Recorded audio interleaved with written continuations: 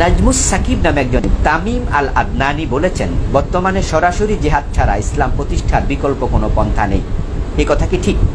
মোটেও ঠিক নয়। একবারে বিনয়ের সাথে দ্বিমত করছি ভাইয়ের সাথে।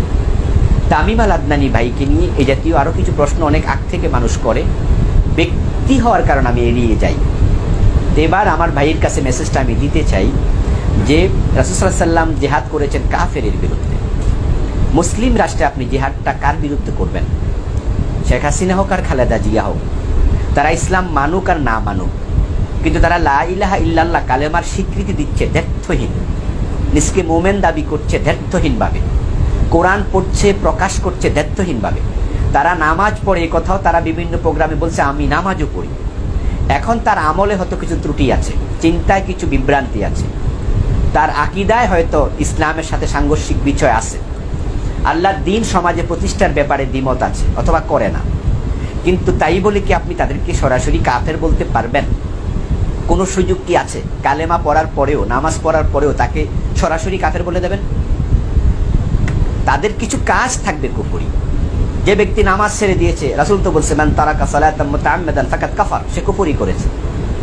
এই কথার অর্থ কি? যারা ফিরির পায়ে সেজদা দিচ্ছে সে কুফরি করছে, এটা তো কুফরি, এটা শিরক, এটা কুফর।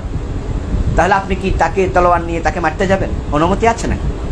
না, তাকে আপনি দাওয়াত দেবেন, বুঝাবেন। মুমিনের সাথে যুদ্ধ চলবে না, তাকে মুমিনই বলতে হবে। সে মারা গেলে তার জানাজার নামাজ হবে, তার সাথে ছেলে মেয়ের বিবাহ দেওয়া যাবে, এই জাতীয় লোকদের সাথে বিবাহ সহি।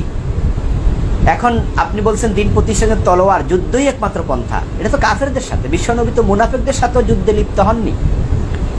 মদিনায় যে মুনাফিকরা ছিল, সাহাবারা রাসূলের কাছে এসে মাঝে মাঝে চাইতেন, বলতেন যে আমাদের অনুমতি দিন, আমরা তলোয়ার দিয়ে কেটে ফেলি। রাসূল বলছেন না, এটা করো না, তাদের ব্যাপারটা আল্লাহর উপর ছেড়ে দাও। এই জন্য তামিম আল আদনানি ভাইকে বলতে চাই যে আপনার কথার মাঝে একটু উগ্রতা বেশি থাকে ভাই, প্লিজ প্লিজ। কিছু কিছু যুবক বিভ্রান্ত হয়। হ্যাঁ, শায়েখ আব্দুর রহমান বাংলা ভাই, তারা বোমাবাজি করেছে, এই উগ্রতা তারা সরিয়েছে। আপনি হয়তো তাদের থেকেও কিছু নিয়েছেন হয়তো ভাই, প্লিজ না। জেহাদ মানে এই নয় যে আপনি কাউকে আক্রমণ করতে যাবেন। আপনি বুঝাতে থাকেন, চেষ্টা করতে থাকেন, প্রাণান্তকর প্রচেষ্টা করতে করতে যদি আজরাইল আলাইহিস সালাম হাজির হয়ে যায়, আপনি চলে যান, আপনি জান্নাতি হবেন। কারণ চেষ্টা কোনো ত্রুটি আপনি করেননি। আর যখন কাফেরদের সাথে সম্মুখ সমর হবে, তখন আপনি তলোয়ার হাতে নেবেন। আমিও বলবো, আমিও নেব। যদি কাফেররা আমাদের বাধা দেয়, গাজওয়ায়ে হিন্দ যখন হবে ইনশাআল্লাহ, তখন আমরা তলোয়ার হাতে নেব। হাদিসে আছে সেখানে যারাই মারা যাবে সব শহীদ।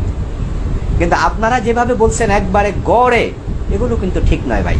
জেহাদের অপব্যবহার করছেন আপনারা। প্লিজ প্লিজ একটু থামুন, মানুষ বিভ্রান্ত হয়।